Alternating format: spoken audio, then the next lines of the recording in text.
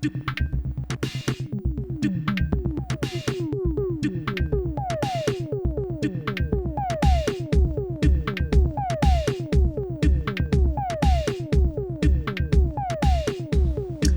Tag, mein Fräulein and Frau.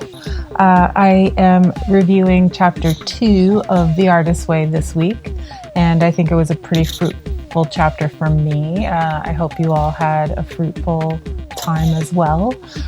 What I tried to do is not, as I said last week, censor myself as much. I think in adulthood we come to learn that compromise will kill all desires and joys, so we learn to not desire and not,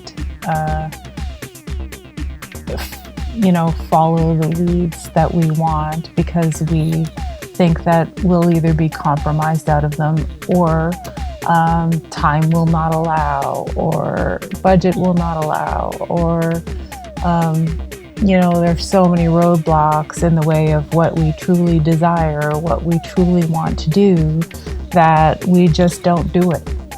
Because we've become so complacent towards ourselves and we're so afraid of failure after failure after failure or judgment or whatever it is that we're scared of that's taught us to not be ourselves, that we just aren't. We just don't do it. So do the thing. One thing she gets us to do in this chapter, Julia, is to write down 20 things that you want to do or that you enjoy doing.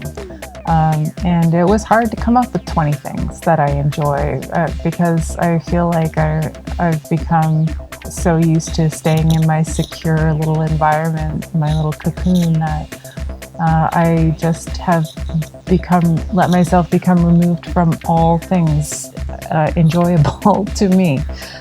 So I did it. I came up with the 20 things. And one of the things I love to do is learning. I love learning new skills. I love filling my brain with new information. Sometimes it doesn't stick around, but the stuff that excites me and interests me sure does, and it leads to other things, and I can put my own spin on it. I've been reading and learning a lot about junk journaling this week because I started doing that paper making thing last week, and I realized that one of the things that I love aesthetically is vintage, old things with character. Really, roughed up, like rough edges, raw, crumpled, stained, crumbling, rusty. And so I let that lead my exploration of junk journaling. And a lot of the workshops that I saw online, that I did online, really kind of leaned towards an aesthetic of like that really Martha Stewart look. I don't like that. If I wanted my stuff to look store-bought, I would tell someone to go buy something at Winners. I want it to look emotional and charged, and I want it to be interesting to my eyes, and I want it to be full of exciting little marks and character, and really that raw kind of like punk rock vibe. I love that. I love that downtown grit and that midnight kind of like walking around when no one's around and you see the drunk guy stumbling up the road.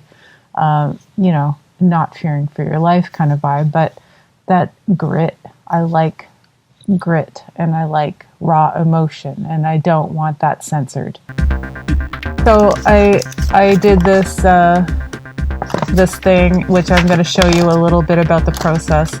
I just played around with cutting up paper and making letters. Like, I love old signs, and this is a big, huge piece of craft paper, and I collaged the hell out of it, and then I painted and added some text, and then I cut it up and made a little journal with, like the stitching could be better, but I love it.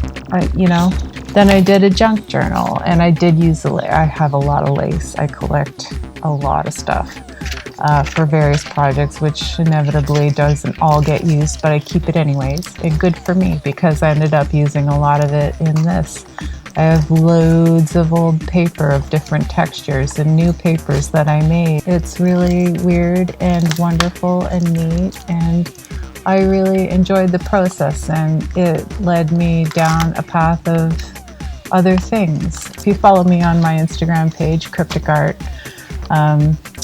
I feature a little bit more detail, and I just have to show you this one other thing.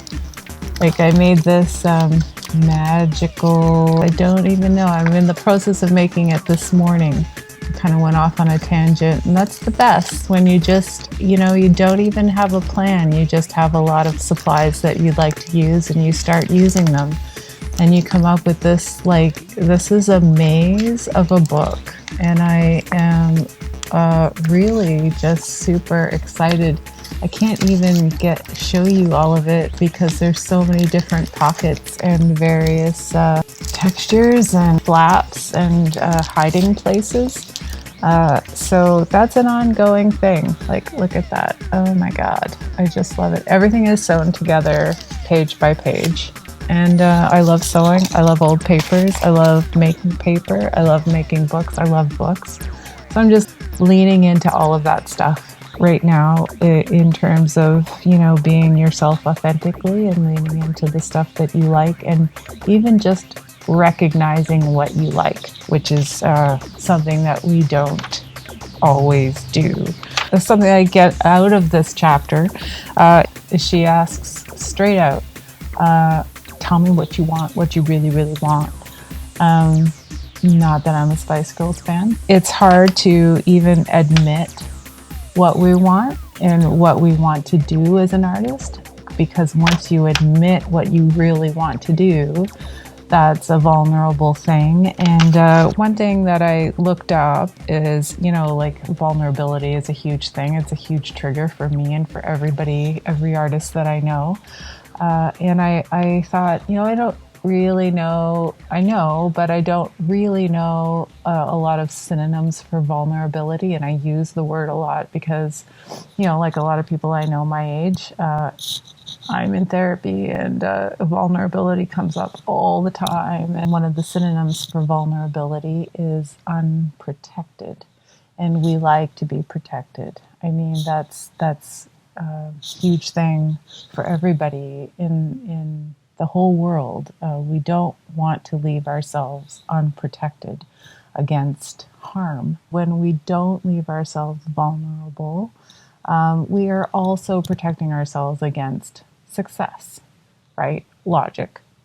So when we leave ourselves vulnerable and unprotected, we are allowing our own success to evolve or erupt joyfully out of us.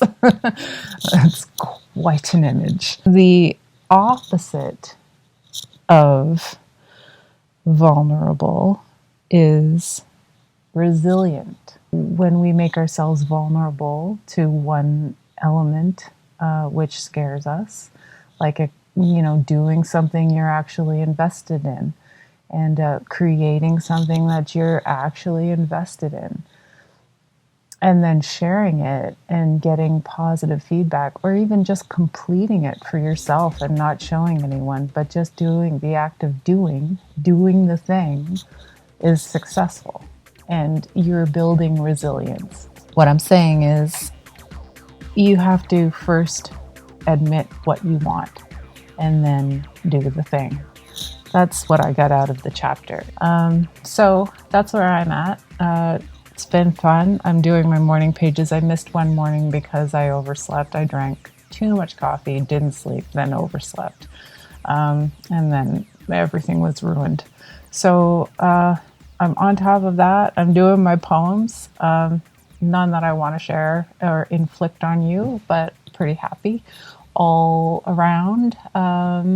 Today it's semi-sunny out. I might get outside and get some vitamin D and get a coffee because I love coffee. Peace and love to you all. Adios. See you next week. The chapter is Power.